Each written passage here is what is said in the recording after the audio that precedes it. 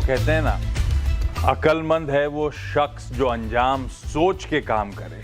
नमस्कार, मैं हूं आशीष वर्मा।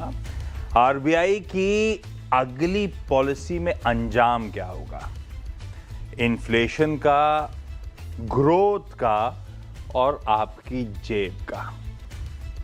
इसी पर चर्चा करने के लिए हमारे साथ जुड़ रहे हैं देश के 3 बड़े जाने माने अर्थशास्त्री, इकोनॉमिस्ट, हमारे इस खास शो आवाज एमपीसी में। क्रिसिल के chief economist DK Joshi sir, ICRA की चीफ इकोनॉमिस्ट अदिति नायर जी और बैंक ऑफ बड़ौदा के चीफ इकोनॉमिस्ट मदन सबनविस साहब। आप सबका स्वागत है। थैंक यू सो मच आप सबका आज एक साथ जुड़ने के लिए इस प्लेटफॉर्म पे। लेकिन सब जानते हैं ये जो मामला है आज नहीं तो कल थमेगा। ऐसे में आरबीआई क्या इंतजार करेगा या इन्फ्लेशन के खिलाफ इस बार की पॉलिसी में मोर्चा खोलेगा, ये सबसे बड़ा सवाल है। पर डीके सर, सबसे पहले तो स्टेज सेट करते हैं। हमारी और आपकी पिछली मुलाकात हुई थी जब लास्ट क्रेडिट पॉलिसी थी, मेरे ख्याल से 6 फरवरी का वो दिन था। तब से अब तक दुनिया काफी बदल गई है डीके सर। वो कहते हैं ना, फरवरी का काम, उसके सामने अप्रैल का केओस, कहां से कहां तस्वीर आके खड़ी हो गई है। टफ टाइम्स एमपीसी मेंबर्स के लिए। यस, सेंट्रल बैंकर्स जितने भी हैं सबके लिए बहुत टफ टाइम है, चाहे वो इंडिया में हो चाहे बाहर हो, क्योंकि ये सिचुएशन इवॉल्व कर रही है और एक तरह से मल्टी डायमेंशनल, जिसको पॉली क्राइसिस भी बोलते हैं, कई एंगल जिसके हैं। कितनी देर तक रहेगी उसका भी हमें पता नहीं है, एक तरह से फॉग है आगे। तो इस स्थिति में सेंट्रल बैंक जो है, कुछ ने तो विदेशों में अपने इन्फ्लेशन टारगेट्स और इन्फ्लेशन फोरकास्ट को ऊपर कर दिया है और गाइडेंस भी थोड़ा हॉकिश हो गई है। इंडिया में मुझे लगता है कि अभी जो स्थिति है वो ग्रोथ के लिए थोड़ा सा डाउनसाइड आफिश क्रिएट करती है और इन्फ्लेशन के लिए अपसाइड करती है। कितना होगा ये तभी क्लियर होगा जब ड्यूरेशन ऑफ वॉर और इंटेंसिटी ऑफ वॉर और उसका इम्प्लीकेशन जो है वो सामने आएगा। तो एक इस स्थिति में एक बात ध्यान रखने की है कि ये जो ऑयल शॉक है या एनर्जी शॉक है, ये दुनिया अभी तक रिकॉर्डेड हिस्ट्री में सबसे बड़ा एनर्जी शॉक है, क्योंकि स्ट्रेट ऑफ हॉर्मुज इससे पहले कभी बंद नहीं हुआ। तो और कई फैसिलिटीज मिडिल ईस्ट में जहां से हमारे यहाँ तेल आता है उनमें डैमेज भी हो गया है। और ये एक तरह से नल की तरह तो है नहीं कि आपने लड़ाई खत्म हुई आपने खोल दिया। जो डैमेज हुआ है, इवन नॉर्मल टाइम्स में अगर ऑयल फील्ड्स को बंद कर दिया जाए तो उसको ओपन करने में टाइम लगता है, और इस समय तो वो लैग जो होता है, टाइम लैग, वो और बढ़ जाएगा क्योंकि डैमेज भी हुआ है। तो इसलिए स्थिति काफी अनिश्चित बनी हुई है। चाहे आप इसको ऑयल को देखें, गैस को देखें, फर्टिलाइजर, ट्रेड, ये फ्रेट कॉस्ट, सभी चीजों में एक तरह से प्रेशर बनता हुआ दिखाई दे रहा है। और अनिश्चितता की स्थिति जो जैसा पिछले साल भी थी, वो उससे ज्यादा अनिश्चितता इस समय बनी हुई है। पिछले साल तो टैरिफ की अनिश्चितता थी, उसका कुछ असर नहीं पड़ा, एक्चुअली इकोनॉमी ने ज्यादा अच्छा किया। पर यह स्थिति थोड़ा अलग है, क्योंकि जो इकोनॉमी के लिए जो लुब्रिकेशन है इकोनॉमिक मशीन के लिए, वो तेल से आता है और हमारा तेल का ज्यादातर इंपोर्ट होता है। गैस पे भी हमारी डिपेंडेंस बढ़ गई है। तो काफी चीजों को ध्यान में रखना पड़ेगा सेंट्रल बैंक को जब वो आगे की तरफ देखेंगे। और अभी मुझे लगता है कि वो एक तरह से कॉशियस स्टांस ही रखेंगे और पॉलिसी स्टांस न्यूट्रली रहेगा, और अभी फिलहाल कुछ नहीं करेंगे वो। फरवरी में जब चर्चा हो रही थी, जब रेपो रेट 5.25 पे छोड़ा था, तब कच्चा तेल बहुत मैनेजेबल लेवल्स पे था, रुपया स्टेबल था, जियोपॉलिटिकल कंसर्न्स इस तरह से उफान में नहीं थे। 60 दिन डाउन द लाइन सारी तस्वीर बदली हुई सी। हाँ, ये ड्यूरेशन यानी कि वॉर कितना लंबा चलेगा और इंटेंसिटी कितना गहराएगा, इसकी तो कोई क्लैरिटी है ही नहीं। सबसे बड़ी इशू वही है। जोशी सर कह रहे हैं ये इम्पैक्ट लंबा खिंच सकता है। कतर ने तो कहा ही है, उनको अपनी लाइंस को वापस स्टेबलाइज करने में 3 से 5 साल तक का वक्त लगने वाला है। और अभी तो कई सारी ज्योग्राफीज ने असल इम्पैक्ट कच्चे तेल का देखा ही नहीं। अभी तक तो जहाज क्योंकि साइकिल की स्पीड से चल रहे होते हैं, तो अभी तो पहुंच रहे हैं। अब धीरे धीरे करके रिपरकशंस अप्रैल ऑनवर्ड्स फील करेंगी बाकी ग्लोबल इकोनॉमीज, तब पेन शुरू होगा। तो ये सरदर्द तो काफी बड़ा है। अदिति, ऐसे में सबसे बड़ा सवाल तो इस पॉलिसी के लिए, मैं पोल पे बाद में जाता हूं, अदिति से पहले चर्चा कर लेता हूं, क्या एक्सपेक्ट करें इस बार जब 8 अप्रैल वेडनेसडे को सुबह 10 बजे गवर्नर साहब आएंगे उनके एमपीसी का फैसला लेकर, तो क्या वापस स्टेटस को की बात करेंगे, 5.25% पे छोड़ देंगे, दरों में कोई छेड़छाड़ करने की तैयारी हो रही होगी? आप कैसे देखते हो, क्या लाइकली आउटकम होने वाला है इस बार ब्याज दरों का? जी बिल्कुल। जैसे आपने कहा ड्यूरेशन और इंटेंसिटी, साथ में दो और फैक्टर्स हैं, प्राइस और अवेलेबिलिटी। इनपुट्स के क्रूड ऑयल, नेचुरल गैस और इनका काफी रिपल इफेक्ट इंडिया के मैक्रोज पे आगे जाके दिख सकता है। तो बहुत ही अनसर्टेन सिचुएशन है। हमने एक रेंज ऑफ प्रोबेबिलिटीज हम देख रहे हैं। अगर FY27 की एवरेज क्रूड ऑयल प्राइस $85 पर बैरल रहती है, क्योंकि बहुत जल्दी भी अगर लड़ाई थम जाती है, तो जैसे डीके साहब ने कहा, आपने कहा, जो अवेलेबिलिटी है उसको नॉर्मलाइज होने में और प्राइस को नॉर्मलाइज होने में थोड़ा टाइम लगेगा। तो हमारा बेस केस $85 पर बैरल है क्रूड का, जो फेब्रुअरी के बेस केस से काफी ऊपर है। तो this is the best case scenario we are looking at right now. इसमें हम जो जीडीपी ग्रोथ है उसको देख रहे हैं 6.5% पे, और सीपीआई इन्फ्लेशन को हम देख रहे हैं 4.3% पे। अगर कोई भी पेट्रोल और डीजल के रिटेल प्राइसेस में इंक्रीज नहीं आती है तो ये अब हमारे लिए नया बेसलाइन है जो हम FY27 के लिए देख रहे हैं। अब मेरे हिसाब से बेस्ट ऑप्शन एमपीसी के सामने यही होगा, बहुत ही अनसर्टन एनवायरनमेंट में, कि वेट एंड वॉच ही कंटिन्यू करें। अप्रैल की पॉलिसी से जून की पॉलिसी तक काफी कुछ चेंज हो सकता है, काफी कुछ नॉर्मलाइज भी हो सकता है। तो जल्दी कोई डिसीजन लेने का मेरे हिसाब से अभी पॉइंट नहीं है। वेट एंड वॉच रहे, development based, data based approach stance में यही मेंटेन करें, और स्टांस को अभी न्यूट्रल ही रखें। स्टैंड्स, जहां तक दरों में छेड़छाड़ की बात है, एक स्टेटस को, यानी कि 5.25% पे दरें जस की तस बनाए रखी जाए। वाकई अनसर्टेन एनवायरनमेंट है, अगली पॉलिसी में जब आ रहे हो तो क्या पता सिनेरियो क्या हो, क्या पता वापस पीस टाइम पे लौट आए हो, यू नेवर नो। तो इसीलिए एक स्टेटस को, और इनफैक्ट पहला सवाल इस बार की सीएनबीसी आवाज के एमपीसी का यही था कि रेट साइकिल, तो वो जो कट की साइकिल थी वो तो क्लियरली स्टॉल हो चुकी है। तो ऐसे में इस बार लाइकली आउटकम होगा क्या? तीनों के जवाब, तीनों एक्सपर्ट जो इस समय पैनल में, तीनों दिग्गज अर्थशास्त्री यही कह रहे हैं, स्टेटस को, जिसको ब्यूटीफुली डिफाइन कर दिया है। क्यों स्टेटस को? अदिति ने, वो दिखाएंगे नहीं डायरेक्टर साहब? क्या आपकी प्लेटें चल नहीं पा रही हैं? सबका देखिए बदलाव नहीं, तीनों विकल्प रखे थे मैंने। स्टेटस को, एक सरप्राइज हाइक की बात हो जाए तो स्टेटस को की तरफ सबके सब एक्सपर्ट जाते हुए। दूसरा इंपॉर्टेंट पार्ट था कच्चा तेल, जिसकी डीके सर ने शुरुआत करी, अदिति ने भी फिर से मेंशन करा। सबसे इंपॉर्टेंट हाईलाइट इस West Asia crisis, strait of Hormuz के बाद वो कच्चे तेल की है। कच्चा तेल लंबे अरसे से $100 के ऊपर सस्टेन कर रहा है। ऐसे में महंगाई पर असर क्या? FY27 के महंगाई के, इन्फ्लेशन के फोरकास्ट आरबीआई मूव करने की तैयारी कर रहा है, और मैंने 3 विकल्प रखे थे।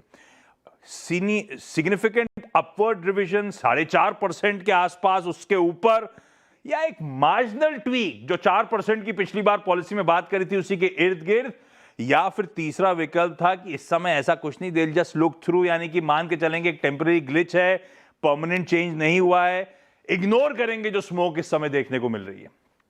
वैसे दो एक्सपर्ट्स, डीके सर और मदन सर, दोनों कह रहे हैं 4.5% के ऊपर। इवन अदिति भी कह रही है मार्जिनल सही, लेकिन 4.3% के आसपास वो आंकड़ा शायद इस बार देखने को मिले। ये है कहानी। मदन सर, कच्चा तेल, मेरे को याद पड़ता है जब पिछली बार खूब स्पाइक हुआ था तो बार बार हम एंकर्स के लिए वो सेंसिटिविटी मैथ हाईलाइट किया गया था। वो कहा जाता है कि अगर 10% कच्चे तेल की कीमतें बढ़ती हैं तो महंगाई शायद 30 बेसिस पॉइंट्स के आसपास का इजाफा दिखाती है। ये गणित अभी भी ऐसे ही बैठा हुआ है क्या? ना, अभी तो ऐसा है कि a lot will depend upon जो गवर्नमेंट करेंगे as far as retail prices are concern. क्योंकि हमने देखा कि 1-2 हफ्ते पहले सरकार ने एक्साइज ड्यूटी को कम किया है, तो जो भी लॉसेस जो ओएमसीज कर रहे थे, that has been partly compensated by lowering of the excise duty. जो जब तक कस्टमर है, कंज्यूमर है, जो हम पंप पे कर रहे हैं, that price has remain unchanged. Question यही है कि अगर क्रूड ऑयल प्राइस $100 के ऊपर for a longer time if it remains, तभी तो प्रॉब्लम होगा कि at some point of time ऐसे लगेगा कि सरकार भी they will increase the price of petrol and diesel for the consumer. तभी हम देखेंगे कि जो भी इम्पैक्ट होगा सीपीआई पे वो ज्यादा होने वाला है। तो जब आप बोल रहे हैं कि inflation will be above 4.5%, basic assumption यहाँ पे है कि at some point of time अगर वॉर कंटिन्यू होगा, the government will decide to increase the price of petrol and diesel, तभी तो कंज्यूमर को हिट करेगा। अभी तक अब जो भी हमने देखा है, जो भी इंक्रीज हुआ है क्रूड ऑयल के प्राइस में, that has been affecting more the WPI rather than the CPI. और जो भी इंसुलेशन जो अभी तक सरकार ने किया है bye lowering the excise duty, at some point of time they cannot do it, they will have to pass it on to the consumer.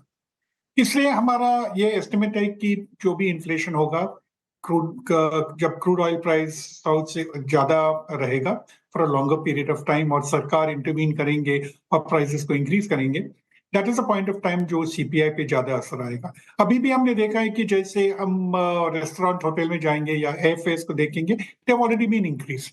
तो वो इनडायरेक्ट इम्पैक्ट जो हुआ है क्रूड ऑयल प्राइस की वजह से, वो अभी भी हम देख सकते हैं। कई कंज्यूमर ओरिएंटेड कंपनीज ने अनाउंस किया है कि वे भी अपना प्राइसेस को इंक्रीज करेंगे।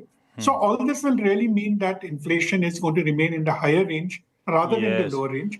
और जैसे कि आप बोल रहे थे कि rate cut cycle is definitely over. अभी हम यही बात करने का है कि will it be 25 basis points, 50 basis points increase, और जब कब होगा। So to our mind, I think 25 basis points by December looks more or less certain. So 5.5% होगा जब हम दिसंबर पहुंचेंगे।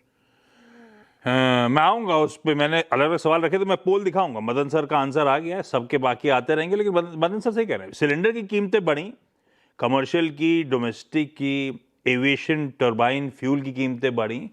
अभी पेट्रोल डीजल की कीमतें जो पंप्स में, मदन सर क्यों नहीं बढ़ी? स्टेट इलेक्शन का इंतजार कर रहे हैं क्या? No, वैसे नहीं है, क्योंकि हर साल तो स्टेट इलेक्शंस होता है, तो it becomes easy for one two से state elections. But I think वो होल्ड ऑन कर रहे हैं कि क्योंकि ये हमेशा ये assumption है कि वॉर खत्म होने वाला है, और एक बार खत्म हो जाएगा तो you can't keep changing regularly. तो इसलिए I think the government is absorbing the shock for the time being. लेकिन मान लीजिए for another 3 months this war remains, और हमारा जो क्रूड ऑयल प्राइस है इट्स हायर देन ब्रेंट तो 100-110 पे चल रहा है, लेकिन इंडियन कॉस्ट तो उससे भी ज्यादा है। So at some point of time, the government will say that, look, consumer will have to bear this burden, और तब होगा। नहीं, बात सही है, ज़्यादा दिन चल नहीं पाएगा अगर ये मामला खिंचा, क्योंकि अब ऑयल मार्केटिंग कंपनीज पहले अच्छे मार्केटिंग मार्जिन्स एंजॉय कर रही थी, वो वाइप आउट हुए, अब तो कह रहे हैं निगेटिव टेरिटरी पर है, इसीलिए ज़्यादा दिन सस्टेन नहीं हो पाएगा। आज नहीं तो कल इवेंचुअली पास ऑन करना पड़ेगा अगर ये दिक्कतें ऐसे ही सर चढ़ के बोलती रहीं तो। मैंने सवाल उठाया था पहले तो दरों में कोई छेड़छाड़ का, फिर महंगाई पे असर का, इसका असर, फिर ग्रोथ पे मैंने अगला सवाल रखा था कि ये जो जियोपॉलिटिकल कंसर्न्स, ये टेंशन्स हैं, ये एनर्जी कॉस्ट जो बढ़ते चले जा रहे हैं, उसके चलते क्या जीडीपी डाउनग्रेड किया जाएगा? 3 विकल्प रखे थे मैंने, आंसर्स आपकी स्क्रीन्स पर हैं। जोशी सर कह रहे हैं और इवन मदन सर कह रहे हैं टू अर्ली टू कॉल, अभी कुछ कहना जल्दबाजी होगा। शायद हो सकता है आरबीआई एक आध क्वार्टर का और इंतजार करे बिफोर रिवाइजिंग। अदिति कह रही हैं हाँ, हो सकता है ग्रोथ में कटौती करी जाए। इनफैक्ट 7% के नीचे की चर्चा हो रही है। अदिति, कितना मीनिंगफुल नॉक अब तक, क्योंकि आ गया है, कॉर्पोरेट अनाउंसमेंट्स कह रहे हैं कंपनीज के कि धंधा प्लांट शटडाउन करने पड़ रहे हैं, टेम्पररी शटडाउन है, गैस की अवेलेबिलिटी नहीं है, किल्लत नहीं है, और एक क्वार्टर तो दिख रहा है कि वॉश आउट होता हुआ, एटलीस्ट इंडिया इंक का। ओवरऑल जीडीपी ग्रोथ पे आप किस तरह का असर देख रहे हो, किस तरह का कट देख रहे हो अब तक जो आंकड़े हैं उसको देखते हुए? देखिए, डेफिनेटली मेरे हिसाब से इस पॉलिसी में जबकि रेट में चेंज नहीं होगा, स्टांस में चेंज नहीं होगा, और एक कॉशियस टोन आएगी एमपीसी की तरफ से। At the same time inflation और ग्रोथ के जो उनके फोरकास्ट हैं उनमें थोड़ा बहुत बदलाव तो आ ही जाएगा। बाकी जो रेट एक्शन होना है वो अगली पॉलिसी में करना बेहतर होगा या उसके आगे करना बेहतर होगा, depending on the duration of the war. लेकिन कुछ इम्पैक्ट ग्रोथ और इन्फ्लेशन पे तो जैसे आपने कहा ऑलरेडी दिख रहा है। तो ये तो अभी की पॉलिसी में मेरे हिसाब से ऑलरेडी बेक इन कर ही लेंगे जो नए प्रोजेक्शंस आएंगे, और दोनों नए प्रोजेक्शंस इस बार पहली बार आएंगे नए बेस पे।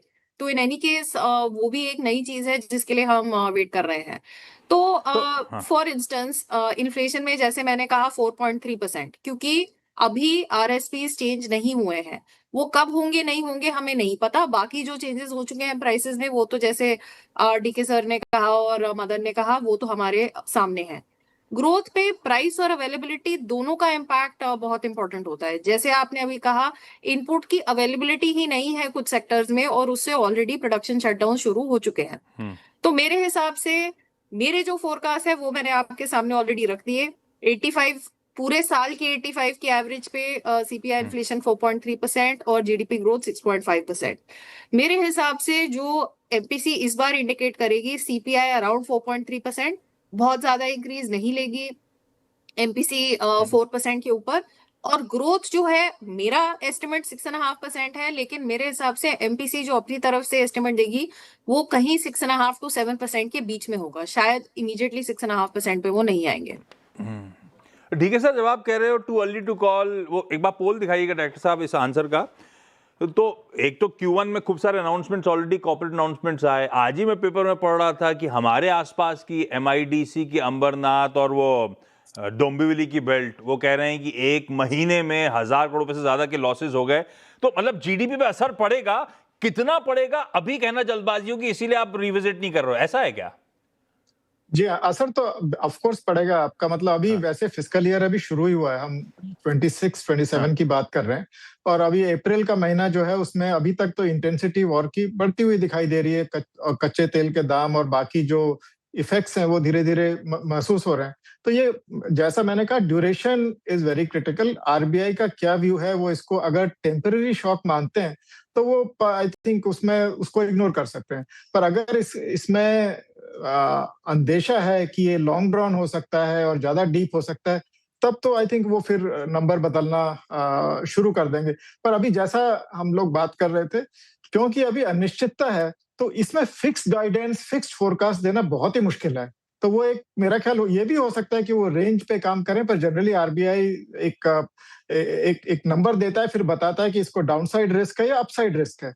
अभी तक गाइडेंस ये थी कि बैलेंस्ड है, रिस्क बैलेंस्ड। तो अब हो सकता है कि वो गाइडेंस दें कि risk are to the downside. बिल्कुल ठीक, risk are to the downside. और अभी हाँ, ये FY27 की चर्चा हो रही है, अप्रैल की शुरुआत में पॉलिसी है और पता नहीं है वॉर का अपडेट क्या होने वाला है। तो ठीक है, टू अर्ली टू कॉल, लेकिन हाँ धक्का जरूर लगेगा ग्रोथ पे, इस पे तो कोई शक नहीं। एक और सरदर्द था रुपया। पिछले हफ्ते लास्ट ट्रेडिंग सेशन था गुरुवार का, जब ऑलमोस्ट 95 से फ्लर्ट कर रहा था। मैंने ऐसे ही पूछा था, क्या एग्रेसिवली आरबीआई को करेंसी मार्केट्स में इंटरवीन करना चाहिए? जवाब आपके सामने है। मदन सर, पैसिव इंटरवेंशन तो हो रहा है, वॉर फुटिंग पे ना हो रहा हो, लेकिन अब तो ऐसा लग रहा है वो जिस तरह से स्पेकुलेटिव आर्बिट्राज कर्व करने की कोशिश हो रही है, हमारा फॉरेक्स ड्रेन आउट हो रहा है, अब हम थोड़ा सा एग्रेसिव हो रहे हैं उस फ्रंट पे। क्या पॉलिसी में भी कुछ एक्सपेक्ट करोगे आप इस फ्रंट पे? क्योंकि दरों में तो छेड़छाड़ नहीं हो रही, तो मेरी जेब पे तो असर नहीं पड़ेगा, आरबीआई एकदम वॉर फुटिंग मोड पे तो नहीं जाने वाला। कुछ करेगा क्या, कुछ कदम उठाएगा क्या? पॉलिसी में मेरे ख्याल में there won't be any announcement for currency management, क्योंकि आरबीआई का जो पोजीशन है कि they do not take any position in terms of the level of the currency, और जब भी एक्सेस वॉलेटिलिटी होता है they will be measures introduce as and when required.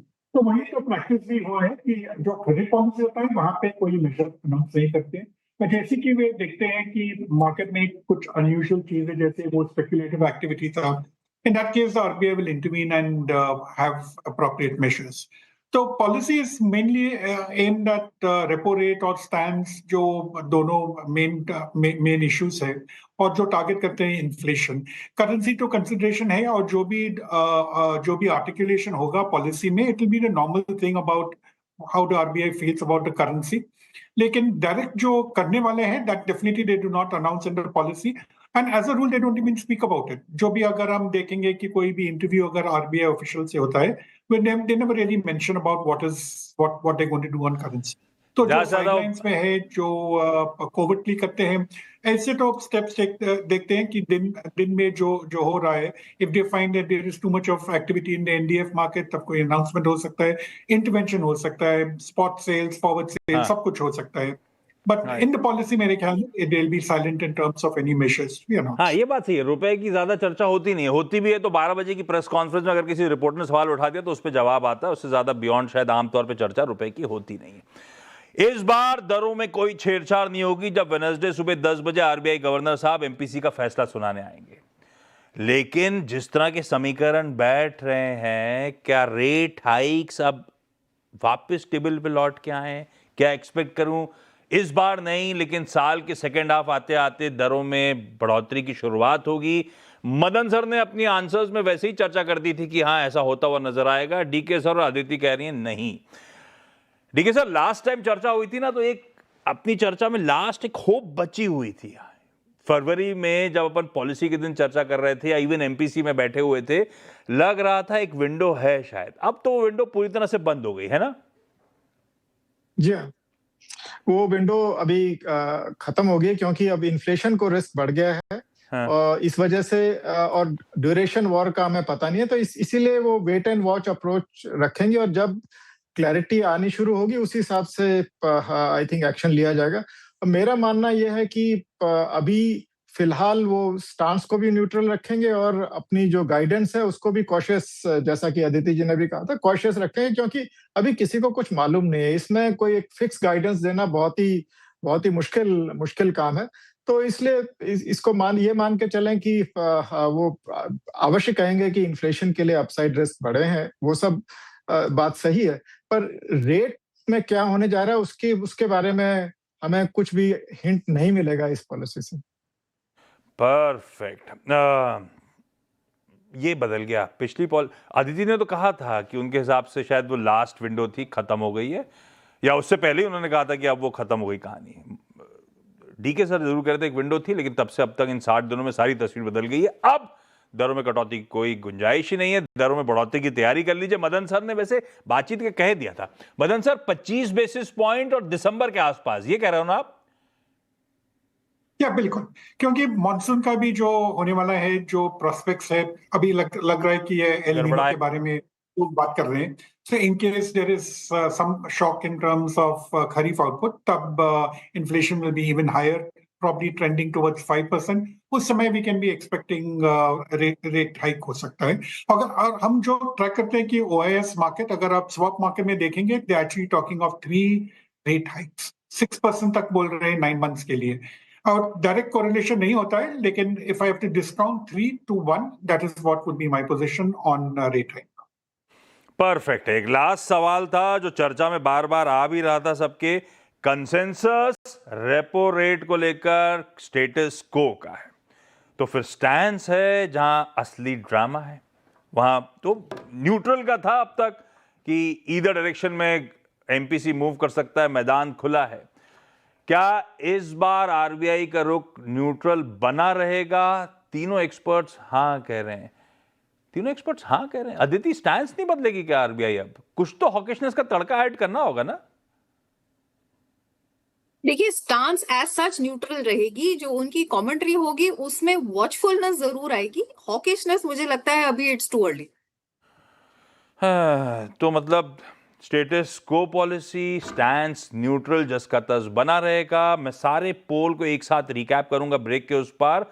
DK sir, Aditi ji, Madan ji, thank you so much आप सबका जुड़ने के लिए, कुछ हद तक तस्वीर क्लियर करने के लिए। वेडनेसडे सुबह होने का वाला है, उस दिन आप लोग होंगे भी हमारे साथ, तब और जब अनाउंसमेंट्स आएंगे उनको डिकोड भी कर लेंगे। Thank you. लेकिन आज जुड़ने के लिए ब्रेक के उस पार ये जो सारा एमपीसी का पोल था उसका एक बढ़िया सा रिकैप लेकर लौटता हूं।